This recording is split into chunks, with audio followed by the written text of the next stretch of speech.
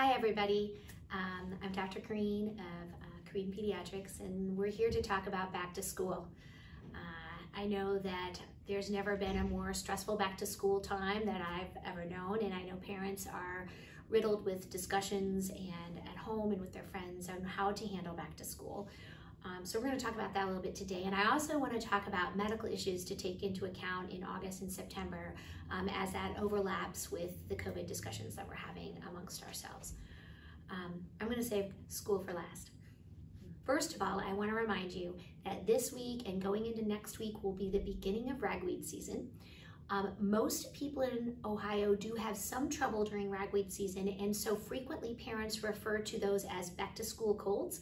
And they say every time school starts, as soon as the kids go back to school, they get sick right away. They're actually not viral issues that are doing that.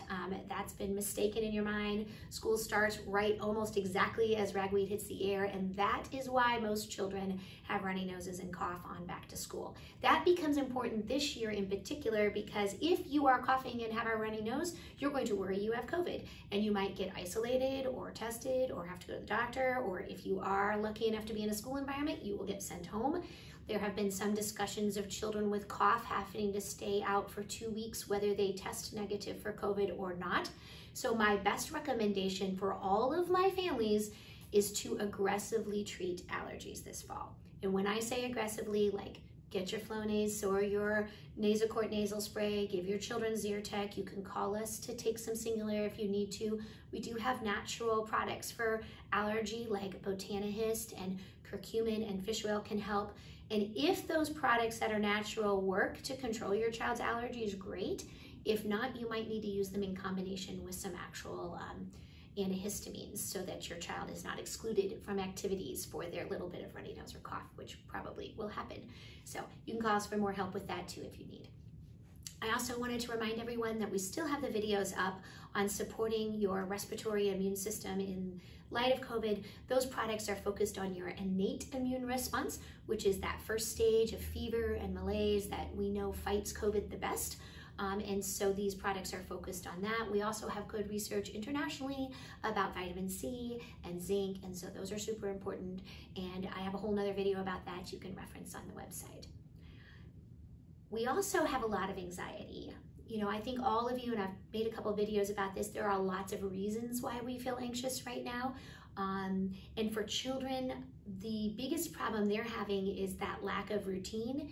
And if we do go back to school, it will be a big jump from being allowed to be at home in control of their world, and now they will go back into a world they are not in control of in a large number of different ways. That transition is going to be hard. It's going to be hard on everybody.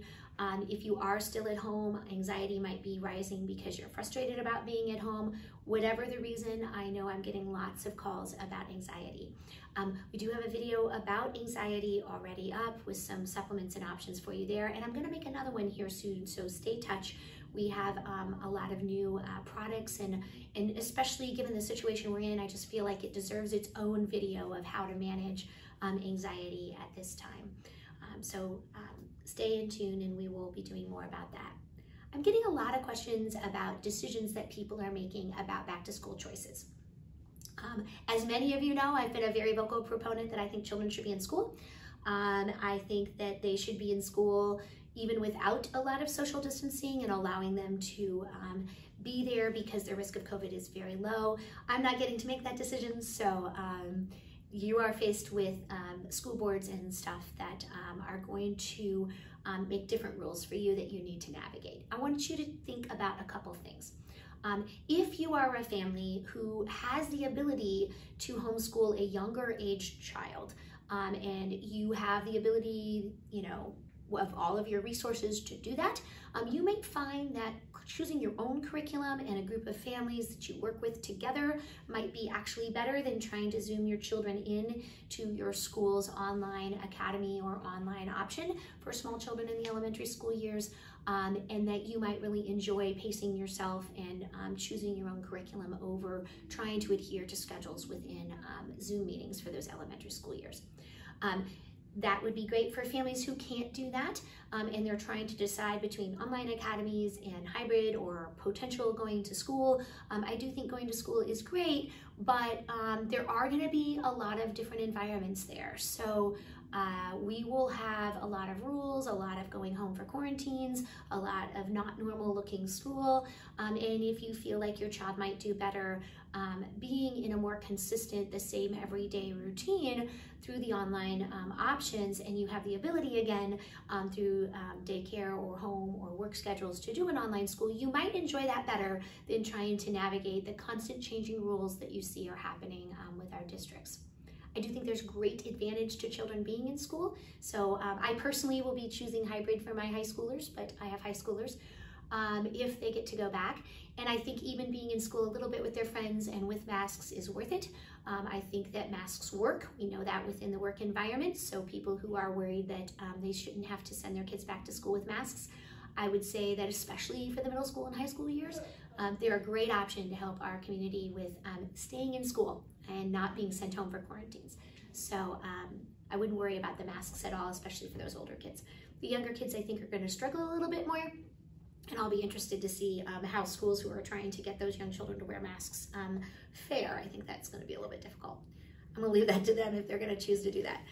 And then I also want to remind everybody that school's super important, and our children do deserve a good education. And so keep fighting with your districts for the rights of your children. Keep working for their quality education, and don't let your voices be quiet, because this scenario that we find ourselves in seems to be being dumped onto the children in a way that I don't necessarily agree with. Kids really need education, and we all should be fighting for their right for that. So thanks. If you have any more questions, we'll be available at Purely Integrative and of course at the office with our nursing staff and practitioners.